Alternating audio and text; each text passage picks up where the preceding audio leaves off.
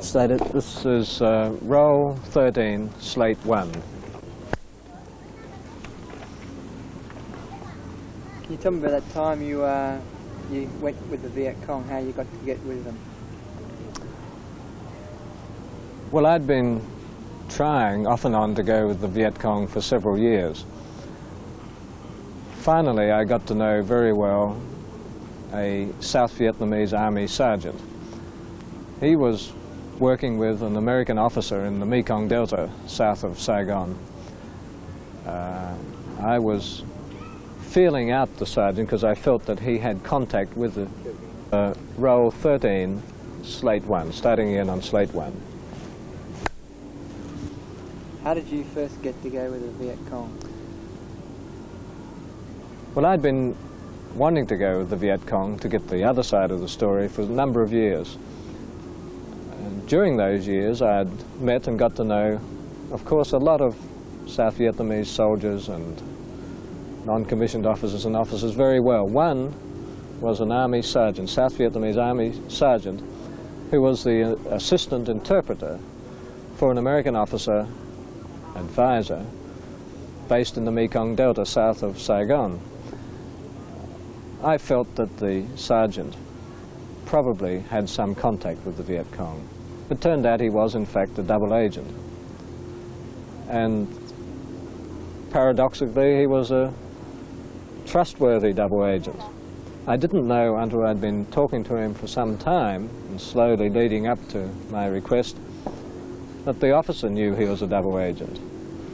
I mentioned the fact that I might do something like this to the officer whom I also knew well, and it was him who said, perhaps you should talk to my sergeant. And then I said, well, I already had been, and he said, okay, stick with him, he's fine. And I said, what can you do to help me? He was a very enlightened officer, I might say. It's not very typical, really. And he said, the best I can do for you is hold off on the B-52 raids. See, the B-52 strikes, the giant American 8-engine bomber, devastating effect on the Viet Cong. I think so. Rolling, Mr. Ken. This is roll 13, slate 2. Well, I'd been wanting to go with the Viet Cong for a number of years, as had most correspondents. I wanted to show the other side of the story, try and balance out the story and really get to know what went on the other side. And of course, there are Viet Cong agents everywhere, among the civilians and among the military. One particular South Vietnamese soldier I knew was a sergeant in the army. He was the interpreter, assistant to an American advisor in the Mekong Delta south of Saigon. I began to feel him out because I felt that he probably had contact with the Viet Cong, and it turned out he was. He was a double agent. That is, he worked for them and he worked for the American side. Some would call him a traitor. Others would call him a patriot. I'm not certain what. The only thing was that I trusted him, and he turned out to be trustworthy. He put me in contact with the Viet Cong. I mentioned the fact that I would be going with them to the American major, the officer whom I knew very well.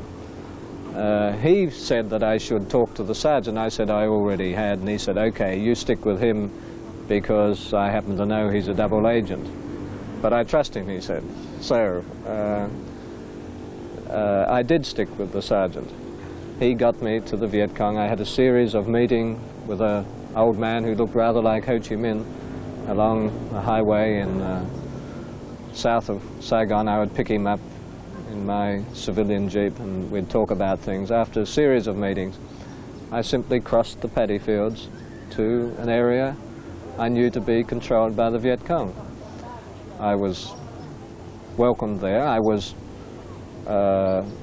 more afraid of the American bombing than the Viet Cong. Once it had been approved that I go with them, I wasn't afraid of them. I was afraid of the B-52 strikes. The B-52 is the 8-engine bomber used by the Americans.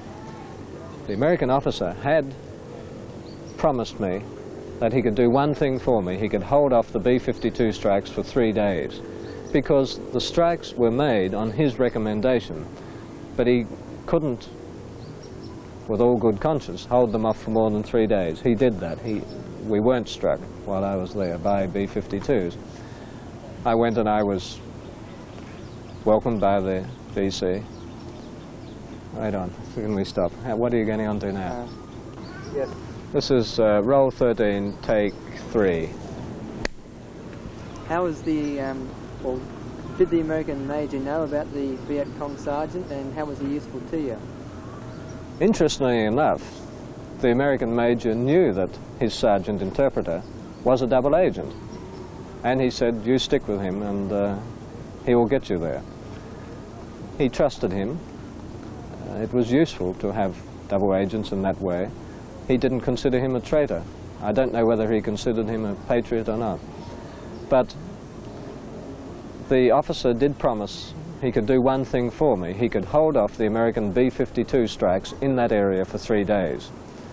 That was important because I was more frightened of those 8-engine bombers that the Americans used to obliterate areas than I was of the Viet Cong. I wasn't frightened of the Viet Cong. The B-52s carried 30 tons of bombs each. When you saw one being loaded, they needed 3 semi-trailers to load one of these bombers. And they flew in an arrow formation, an inverted V if you like, and dropped their bombs, 90 tons in all, simultaneously on an area, usually from a height where they couldn't be seen, nor could they be heard. So that the first thing the Viet Cong knew on the ground was that they were being obliterated.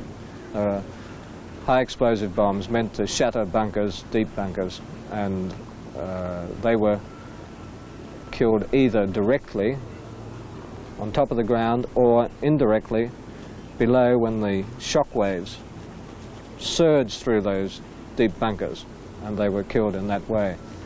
On top of the ground, there were phosphorus bombs included in the load, which set fire to everything on top of the ground. That resulted in, of course, being denied oxygen down below because of fire burning up the oxygen. So it was pretty devastating. I didn't want to be caught in anything like that when I went with the Viet Cong. What do they mean by carpet bombing in the sense of crisscrossing? Carpet bombing was usually applied to the B-52s. It could be to any bombing, any type of bombing. It simply meant that you cover a designated area like a carpet with bombs. Nothing escapes. And they could do that with the successive flights of B-52s, 3 dropping a total of 90 tons of bombs, 3 more following immediately behind, and on and on and on. I've seen them with 10 or 15 flights. That's 30 or 40 or 50 airplanes, each carrying those massive loads, one after the other, in the period of less than half an hour. And what area would they normally obliterate?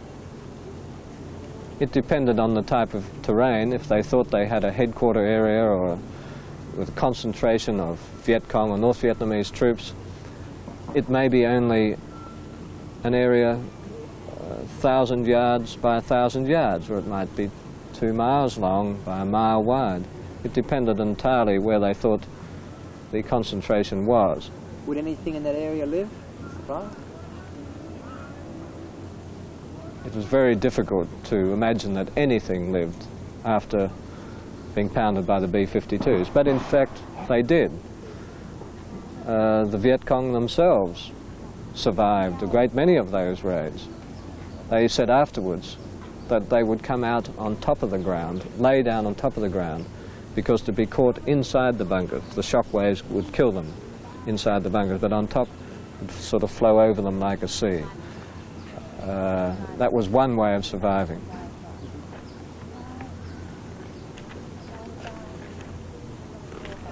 Can you tell me how a cluster bomb works?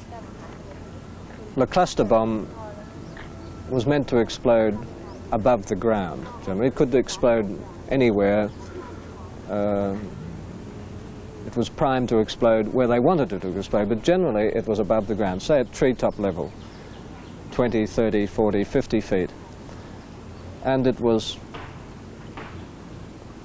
filled with thousands and tens of thousands of tiny needle-sharp little pieces of shrapnel, so that it spewed this stuff all over the landscape below, over a fairly wide area.